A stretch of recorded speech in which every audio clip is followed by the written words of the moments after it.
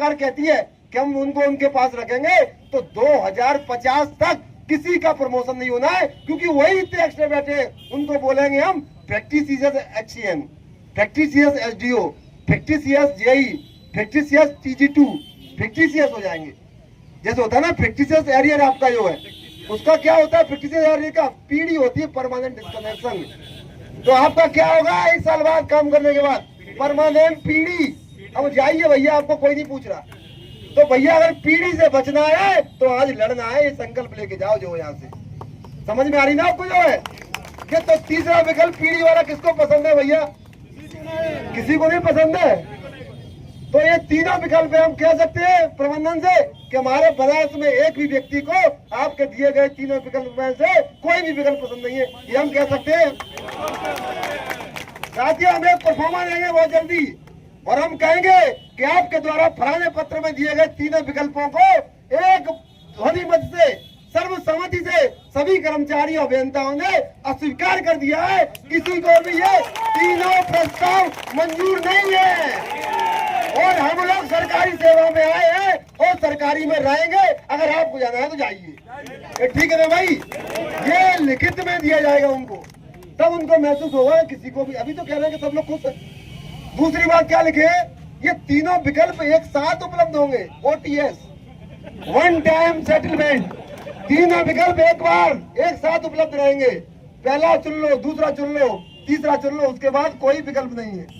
तो भैया ये आपके लिए OTS लाए ना, आप इनके लिए OTS है तो इनको छुट्टी करा दो। जो है बात समझ में आ रही है आपको? और मैं आपको गारंटी दे रहा हूँ, अगर आप मजबूती से लड़ गए तो OTS इनके लिए भी OTS नहीं आएगा, ये सीधे बाहर जाएंगे बिना कोई विकल्प के। बात समझ में आ रही है आपको? ये बिना विकल्प में बाहर जाएंगे। क्यों? क्योंकि जब भी संघर्ष समिति का आंदोलन हुआ है, चाहे कितना भी तगड़ा चेयरमैन क्यों ना हो, उसको नौकरी यहाँ से विभाग से जाना पड़ा है, उसको छोड़नी पड़ी है, यहाँ से बाहर नहीं पड़ा है। चाहे बड़े बड़े नाम सुन लो, चाहे वो 18 हो, चाहे वो 20 हो, चाहे वो 23 हो, चेयरमैन को हमेशा जाना पड़ा। ये इतिहास है। इसलिए अगर कोई जाएगा तो प्रबंधन जाएगा। आप लोग यही थे, यही है और यही रहेंगे अगर मजबूत से टिके रहेंगे। चट की संज्ञा दी जा रही है जो अंग्रेजों के समय आया करता था। जो लोगों के जो न्याय की बात होती है, जो कहने का अधिकार होता है, उसको दबाने के लिए, लोगों की बात को दमन करने के लिए, उत्पीड़न करने के लिए एक रोलेट एक्ट UPPCL ने भी पास कर दिया है। शायद आपने देखा होगा। वो रोलेट एक्ट जो है उसमें क्या लिखा है कि बिना किसी जांच के अगर कोई दोषी पाया जाता, हमें लगता है हड़ताल में या कोई गया, तुम सीधे उसको बर्खास्त कर सकते हैं, सीधे डिमोट कर सकते हैं, सीधे टर्मिनेट कर सकते हैं। चेयरमैन साहब आपका बहुत बहुत धन्यवाद कि आपने नहीं लिखा, सीधे फांसी दे सकते हैं। हम लोग तो बच गए, नहीं तो आप तो फांसी भी दे देते। बात समझ में आ रही है आपको? लेकिन साथियों, आपके लिए नहीं है। मैं आपको कहना चाहता हूँ, ये परामर्श मिल रहे हैं, उनसे डरिए मत। ये प्रस्तुति पत्र है आपके। कल को जब निजीकरण नहीं होगा ना, तो यही आप अपने बच्चों को दिखाएंगे, बेटा मैं लड़ा, विभाग को बचाया, जैसे अभी 2012 लोग दिखाते हैं। ये आपके पास अवसर है। और अगर निजीकरण हो भी जाएगा, अगर भगवान को मंजूर होगा, तो भी आप दिखाएंगे कि बच्चा मैं लड़ा, मैं कायरों की तरह छुपा नहीं था, मैं बादलों से लड़ रहा था। ये पत्र जो है मेरा प्रमाण है लड़ने का जो है।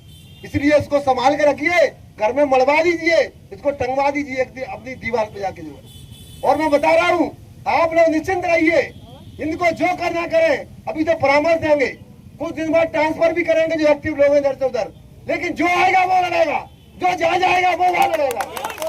और समझ में आ रही है? ट्रांसफर से डरने की बात नहीं है। सस्पेंड करना सस्पेंड करिए, और तो अलर्ट एक्ट आ गया है, अब बर्खास्त भी करिए, कोई दिक्कत नहीं। हमारा उद्देश्य है इस विभाग के लिए अगर जेल भी भरनी पड़ी तो हम जेल भरेंगे और उसको भर के रहेंगे। और मैं साथ ही एक बात बता दूं, अगर आप जेल भर दिए तो ये मान लीजिए आपकी जीत निश्चित है। क्यों? ऐसे नहीं कि मतलब हमारी संख्या बहुत है, जीत इसलिए निश्चित है कि अगर हम जेल में चले गए तो बिजली कोई चला नहीं पाएगा साहब। अगर आप यहाँ धरना देते रहे तो प्रशासन के लोग आएंगे, जबरदस्ती उठा के ले जाएंगे और आपसे बिजली चलवाएंगे। और अगर जेल में चले गए, आप सम्मान से जाओगे, जेल में जो कैदी होंगे वो भी आपको तारीफ करेंगे, ये है साले लोग जो है जो विभाग को बचाने के लिए खुद ही चले आए। वहाँ पे भी स्वागत होगा आपका, और जब विभाग का अधिकारी रुक जाएगा तो माला पहन के वापस आओगे, फिर भी आपका स्वागत होगा।